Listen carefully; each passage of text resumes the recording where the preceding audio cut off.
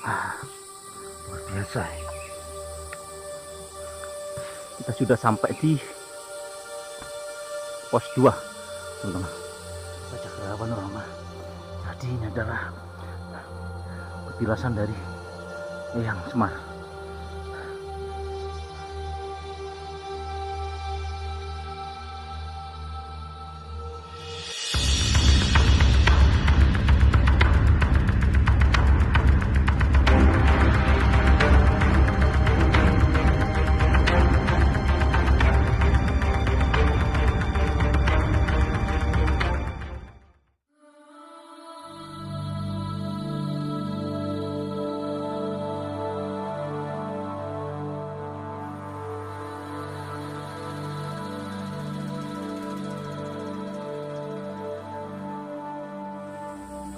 Sobat Cakra, sobat parikesit, kita sudah sampai di pos 2, teman-teman. Nah, teman-teman masih istirahat di belakang. Ada Majapahit Study Club, Blentreng Channel, Tom Sewu, Bongotan Prank, dan Kang Sutris. Kita tadi jalan pelan-pelan dan slow, teman-teman. Pemandangannya sangat hijau sekali.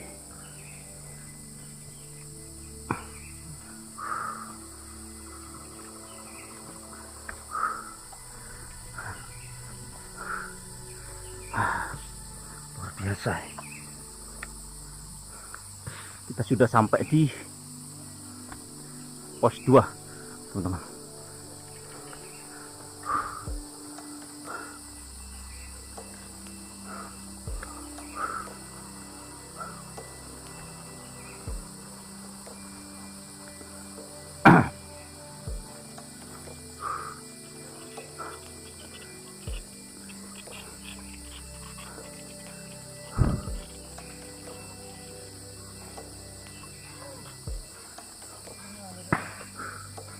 Kita sudah sampai pos 2 ini, Pak.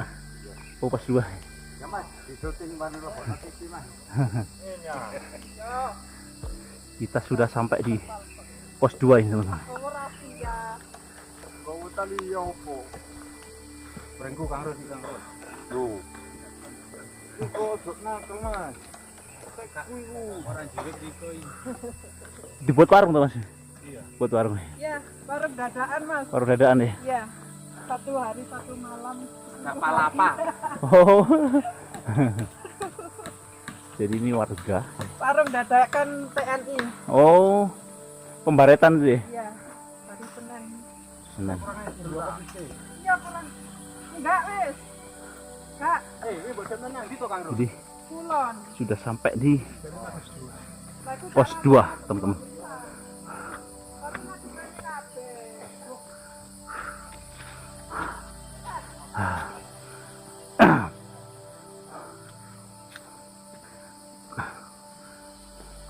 Ini kita nyampe sudah di pos 2 Tampuwono, ya, teman-teman ya.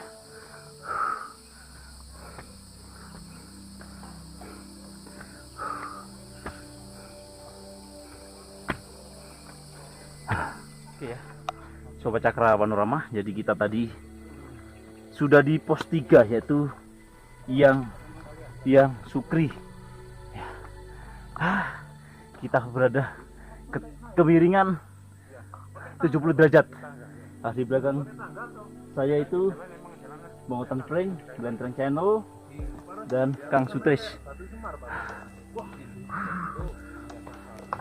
Waduh, kita naik, teman-teman.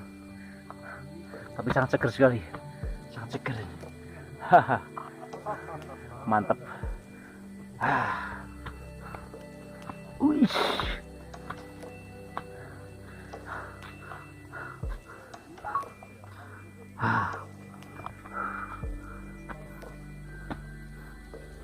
Kita naik terus, teman-teman, sampai tujuan kita, yaitu Sepilar.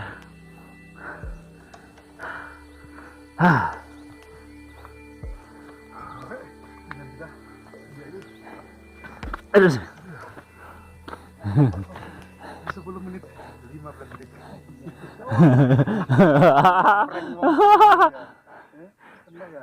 Jadi kurang lebih nanti sekitar setengah jam lagi kita ke Sepilar.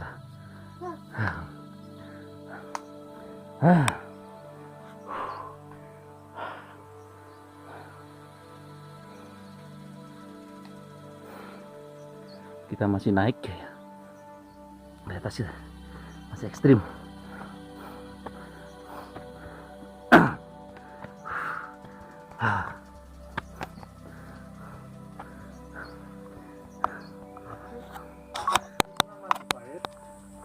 Ada membo-membo.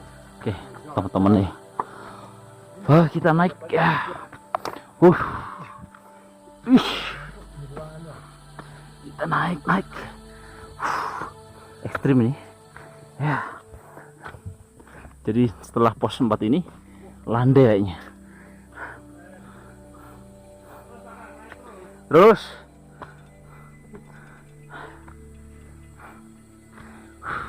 Kasih.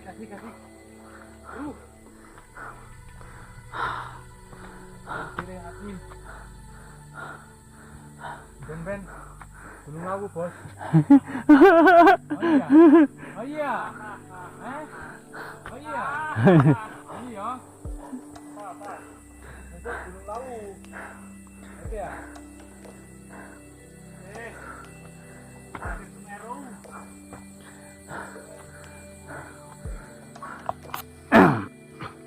Oke teman-teman ya, jadi kita sudah sampai di pos 4 ini.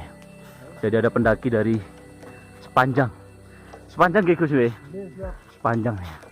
Nah dari Sepanjang ya. Nanti dicek di YouTube-nya Cakra Panorama. Siap. 86. Makasih. Siap. Oke, jadi kita akhirnya sudah sampai di pos 4 ya.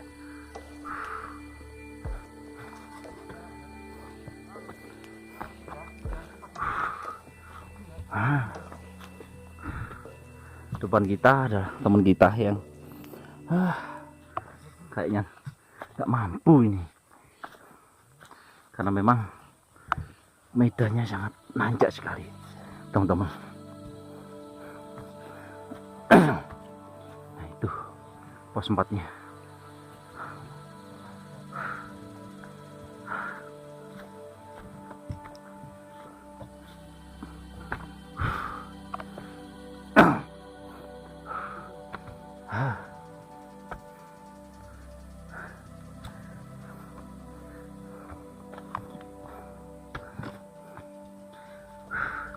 Pos 4 ini ya.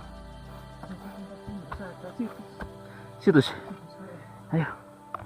Pos 4 bukan?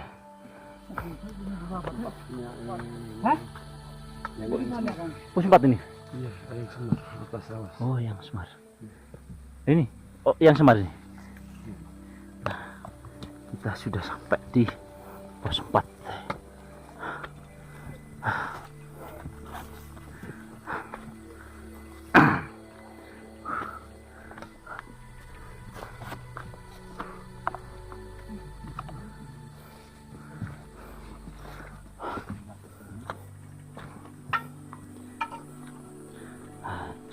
Ini tulisan Jawa kuno.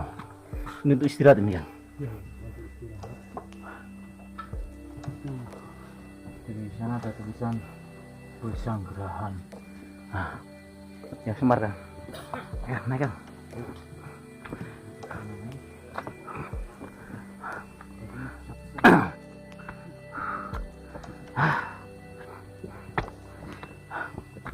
Wah, luar biasa. Kita sudah sampai di tulisan yang Semar. Batunya sangat besar-besar sekali. Pinus.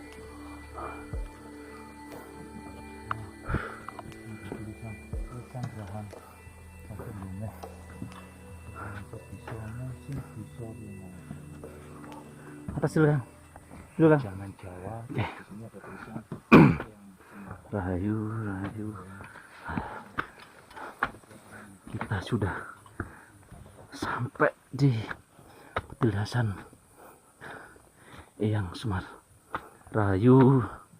Nah,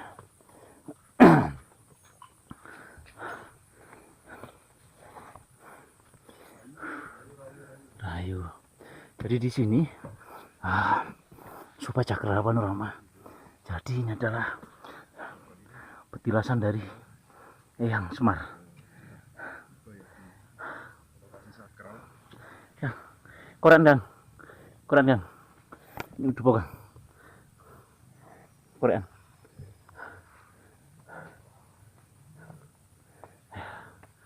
Nah, ini adalah Eyang Semar. Pegang kan? Pas cuma dupo kan. Nah.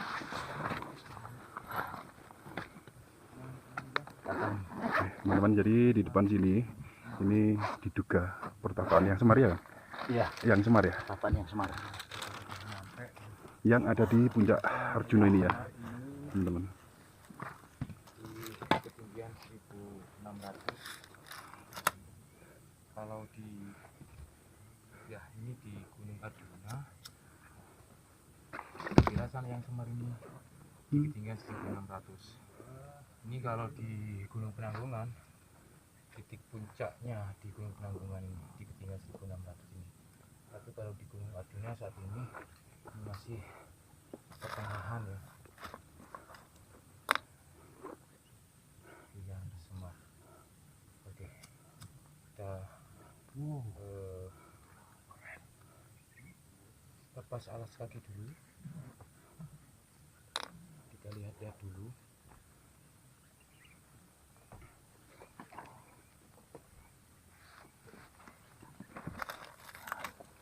Kan udah jalan.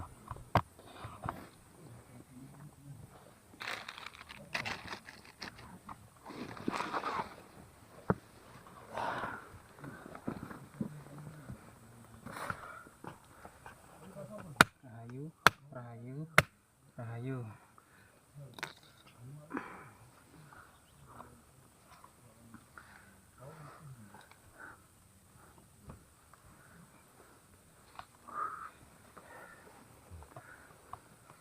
Iya. Gunung Arjuna merupakan gunung yang paling sakral terutama pada masa kerajaan Singosari dan kerajaan Majapahit. Gunung Arjuna sendiri nama ini diambil dari kisah Mahabharata, putra dari Pandu dan Dewi Kunti.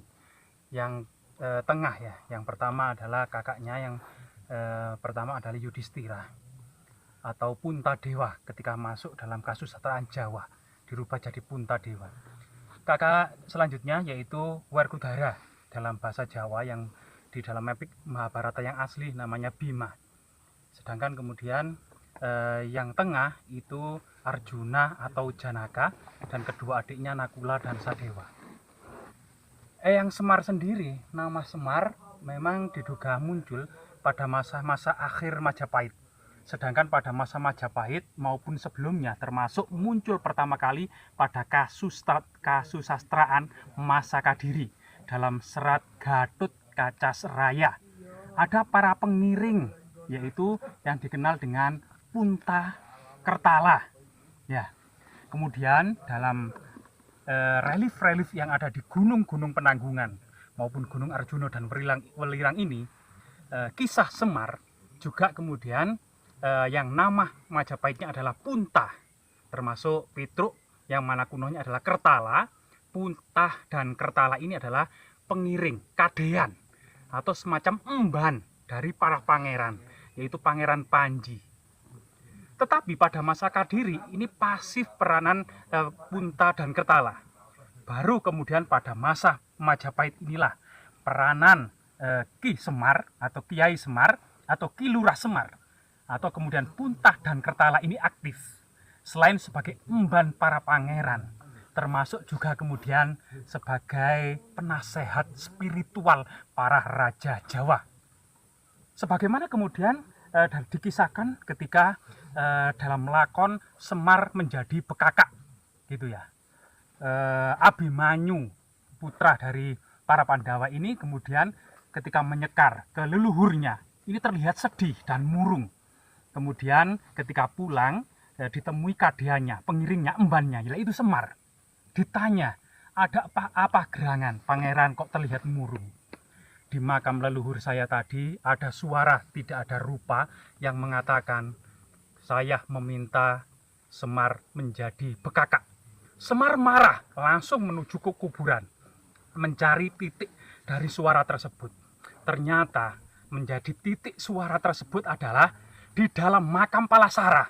Ternyata Batara Guru menyamar menjadi sosok yang menginginkan Semar menjadi bekakak. Akhirnya Semar bertarung dengan Batara Guru dan Batara Guru menyingkir. Inilah karena Semar selain kadean atau pembantu para raja termasuk penasehat, sebenarnya dalam diri Semar sendiri itu adalah sosok Sang Hyang Wenang. Nah itulah kemudian perwujudan dari Semar yang juga dalam kasus Terang Majapahit maupun para wali ini, peranan Semar ini juga menjadi ciri dari tradisi, budaya, dan ilmu Jawa itu sendiri. Atau dikatakan bagaimana kemudian ilmu Jawa itu atau kejawen itu apa artinya? Tidak terlepas dari mitologi dan kisah kesaktian Sang Hyang Wenang, yaitu Semar itu sendiri. Dalam hal ini kemudian di lokasi lereng Gunung Arjuna yang banyak sekali kemudian kisah Semar, kisah Pandawa, kisah Arjuna ya. Dalam kemudian secara artefaktual sebenarnya sosok Semar ini adalah sosok Dwarapala yang juga memiliki kisah yang sama dalam menjaga. Kalau Semar menjaga para raja dan para pangeran, Dwarapala dalam mitologi kuno merupakan penjaga gerbang tempat suci yang membatasi antara area njoboh atau luar yang bersifat profan, sedangkan area dalam atau jero atau dalam yang bersifat sakral, termasuk kemudian menangkal aura-aura negatif. Nah, semoga kemudian situs-situs ini terjaga seperti ini ya, karena pada faktanya sampai saat ini situs-situs ini masih menjadi situs religi oleh sebagian orang. Semoga kemudian tetap lestari.